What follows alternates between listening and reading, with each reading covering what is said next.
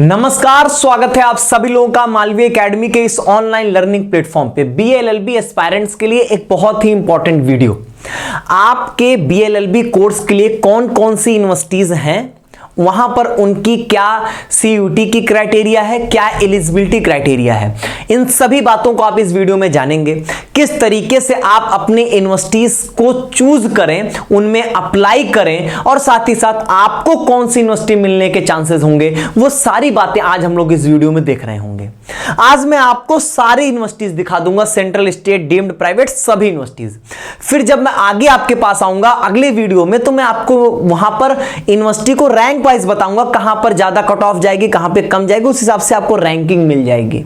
ठीक है, अभी इस वीडियो में आप पहले कुछ बेसिक चीजों को समझें, यूनिवर्सिटीज को समझें, उनकी एलिजिबिलिटी क्राइटेरिया को समझें, एंड देन कुछ होमवर्क मैं आपको दूंगा। उन होमवर्क को करते हुए देन आप अपना डिसीजन यहां पर लेने के लिए स्वतंत्र हैं। ध्यान से सुनेंगे। सबसे पहले मैं आपको यहां पर कुछ चीजें दिखाने वाला हूं, ये डॉक्यूमेंट आप एक बार देखिएगा। यहां पर क्या होगा, यूनिवर्सिटी, डिग्री कौन सी है।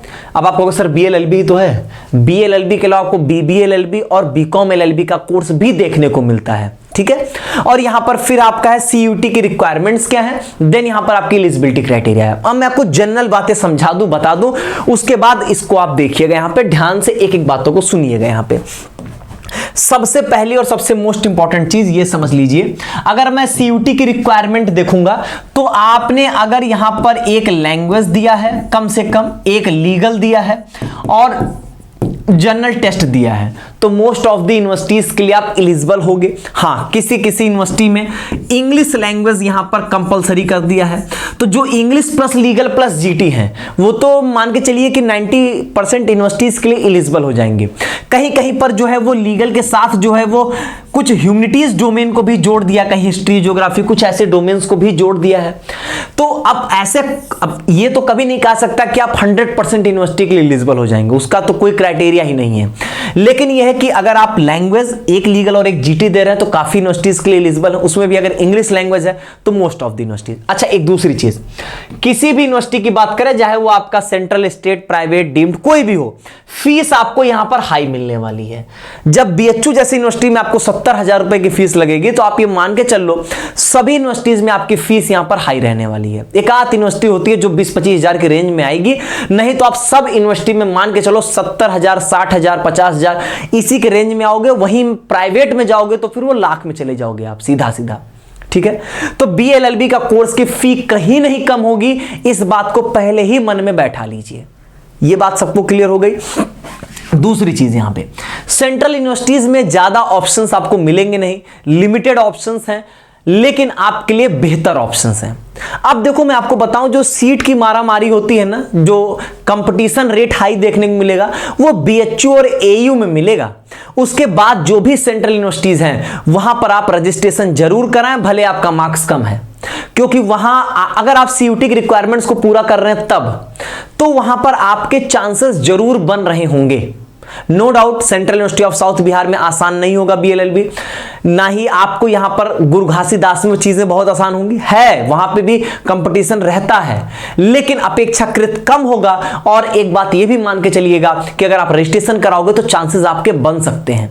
तो पहली चीज, अपने लिस्ट में सेंट्रल यूनिवर्सिटीज को प्रायोरिटी पे रखिएगा, और अगर आपके मार्क्स कम है तो सभी सेंट्रल यूनिवर्सिटीज में काउंसलिंग जरूर करवाइएगा। मैं एक बार आपको सेंट्रल यूनिवर्सिटीज यहां पर दिखा देता हूं। सबसे पहले यहां पर देखोगे तो आपके पास होगी यहां पर असम यूनिवर्सिटी, जो कि यहां पर इंग्लिश को मांग रहा है, जनरल टेस्ट और कोई 2 डोमेन स्पेसिफिक सब्जेक्ट। अब ये भी एक समस्या कि 2 डोमेन मांगेंगे यहां पे, और इनकी आप एलिजिबिलिटी क्राइटेरिया भी यहां पर देख रहे होंगे। अब मेरी बात सुनिए, अब जैसे अगर मैं बात करूं बीबीएयू की, अब यहां पर बीबीएलएलबी है, ना कि बीएलएलबी है, तो पहली चीज तो यहीं पर चीजें बदल जाएंगी, क्योंकि मोस्ट ऑफ द बच्चे बीएलएलबी चाहते हैं।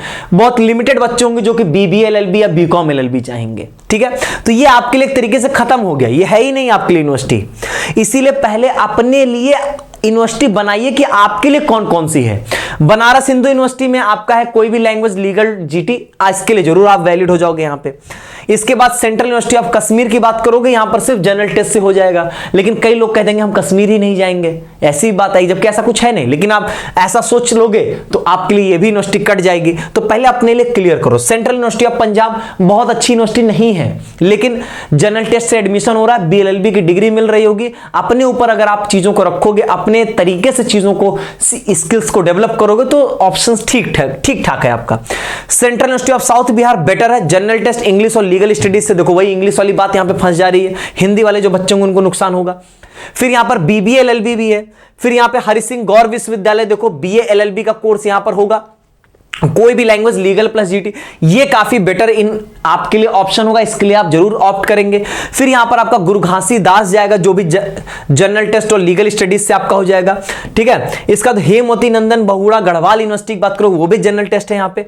महात्मा गांधी अंतरराष्ट्रीय हिंदी विश्वविद्यालय, ये बहुत बेटर ऑप्शन नहीं है, बस इसको अपने प्रायोरिटी लिस्ट में सबसे नीचे पे रखना है, आप ये समझो बस, ठीक है। सेंट्रल यूनिवर्सिटीज में नॉर्थ ईस्टर्न हिल यूनिवर्सिटीज के बारे में जानकारी ही ढंग से नहीं क्लियर होती है, तो ये तो आपके लिए वैसे ही कट आउट, ये आप समझो कि कट गई यूनिवर्सिटी आपकी। Rajiv Gandhi university and affiliated college बहुत बेहतर नहीं, नीचे ही रखना है। इससे ऊपर आप गुरु घासीदास, डॉक्टर हरि सिंह गौर और ये हेमवती नंदन बहुगुणा गढ़वाल यूनिवर्सिटी, इन सब यूनिवर्सिटीज को आपको ऊपर रखना है, और एक जो ऊपर रखना है बीएचयू के बाद, वो यहां पर आपकी यूनिवर्सिटी ऑफ इलाहाबाद होगी, इसको आप यहां पर बीएचयू के बाद रखेंगे। मतलब कहीं प्रायोरिटी सेट नहीं करनी है, अप्लाई ही सब में करना है, लेकिन मैं आपको ये बता रहा था।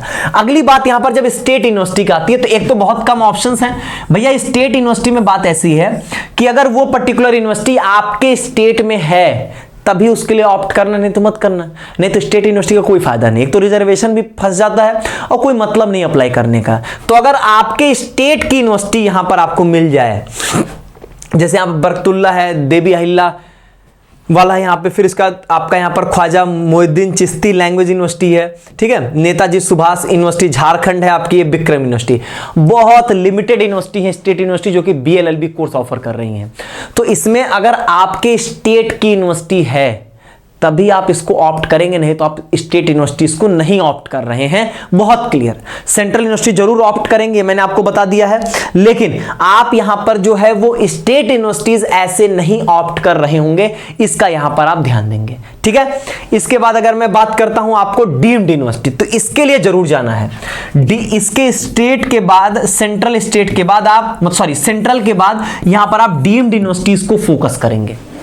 डीम्ड यूनिवर्सिटीज में फी स्ट्रक्चर जरूर हाई मिलेगा, लेकिन बेटर यूनिवर्सिटीज आपकी होती हैं। थोड़ा सा लोकेशन यहां पर आप देख लेंगे कि आपके लिए फेवरेबल है या नहीं है, ठीक है। फिर इसी तरीके की बातचीत यहां पर आपकी होगी। आपके डीम्ड यूनिवर्सिटीज में भी बहुत ऑप्शंस नहीं मिलेंगे, बहुत कम ऑप्शंस हैं। इवन मैं आपको बहुत सीधी सी बात बताऊं, या तो जो सेंट्रल के ऑप्शंस हैं वो हैं, नहीं डीम्ड में आपको एक दो ही काम के हैं, नहीं तो फिर यहां पे डीम्ड में ज्यादा ऑप्शंस नहीं है। एक बार आप देख लेना, बहुत आसानी से एडमिशन तो सिर्फ जनरल टेस्ट से ही होता है, तो ज्यादा वहां पे दिक्कत नहीं। इसके बाद आता है प्राइवेट। देखो प्राइवेट में क्या होता है, प्राइवेट में थोड़ा सा लोकेशन वाइज जाइएगा कि उसकी पर्टिकुलर लोकेशन कहां पे। अब जैसे कोई कोलकाता में हो गई, बैंगलोर में हो गई, आपके दिल्ली में हो गई, मुंबई में हो गई, इस तरीके की सिटीज में है, तो आपके लिए काफी बेहतर ऑप्शंस रहेंगे। फी स्ट्रक्चर आपको एक बार वहां का देखना होगा, ऐसा ना हो जाए एक्सेप्शनली बहुत हाई हो गया, 3 लाख रुपए पर ईयर चल जा रहा है, तो वो सारी चीजों को आपको यहां पर ध्यान देना होगा। प्राइवेट में तो बहुत ऑप्शंस हैं, मतलब अगर आप करना ही चाहोगे तो बहुत आराम से किसी में भी एडमिशन हो जाएगा। एडमिशन का यहां पर आपको इशू नहीं आएगा किसी भी प्राइवेट यूनिवर्सिटी में। एक तो यहां पर आपके पास ढेर सारे ऑप्शंस होंगे, और यहां पर आपके सामने ऐसा होगा कि कहीं पर कोई मेरिट की क्राइटेरिया जो होगी वो नहीं रहेगी, ठीक है। तो एक बार प्राइवेट यूनिवर्सिटीज को आप देखेंगे जो भी आपके लिए सुटेबल हो पाए, जहां का फी स्ट्रक्चर आपके लिए सुटेबल हो पाए, कंपैटिबल हो पाए, वो आप देखेंगे, क्योंकि प्राइवेट में जाने के बाद सारी चीजें आपके ऊपर डिपेंड कर रही होंगी, और ऑप्शंस कुछ बेहतर भी होते हैं। वही है कि अगर बढ़िया हो कि आप जिस प्राइवेट को चूज करें, उसके किसी भी स्टूडेंट से, सीनियर से आप बातचीत कर पाएं कि वहां का कोर्स कैसा है, इंफ्रास्ट्रक्चर कैसा है, तो आपके लिए बेटर होगा। जिस भी प्राइवेट यूनिवर्सिटी के बारे में जानना चाहते हो, गूगल पर उसका रिव्यू डालना या यूट्यूब पे रिव्यू डालिए, हो सकता है वहां पे आपको कुछ ऑप्शंस मिले। हमारी तरफ से हम कितनी यूनिवर्सिटीज के बारे में बताएंगे, बहुत सारी यूनिवर्सिटीज हैं प्राइवेट में आपके, ठीक है। तो पहला फिल्टर लगाओ लोकेशन का, दूसरा फिल्टर लगाइए वहां पर कि जिसके बारे में आप जानते हो, नाम सुने हो, या वहां के उस यूनिवर्सिटी के कांटेक्ट में कोई गया हो, ठीक है। आप बीएलएलबी कोर्स के हो तो उससे रिलेटेड लोगों को आप जान रहे होगे, तो उनसे एक बार पूछोगे तो चीजें आपके लिए आसान हो पाएंगी, ठीक है। ये पीडीएफ आपको मैं डिस्क्रिप्शन बॉक्स में दे रहा हूं, ठीक है, आराम से देख लीजिएगा। बहुत बहुत धन्यवाद।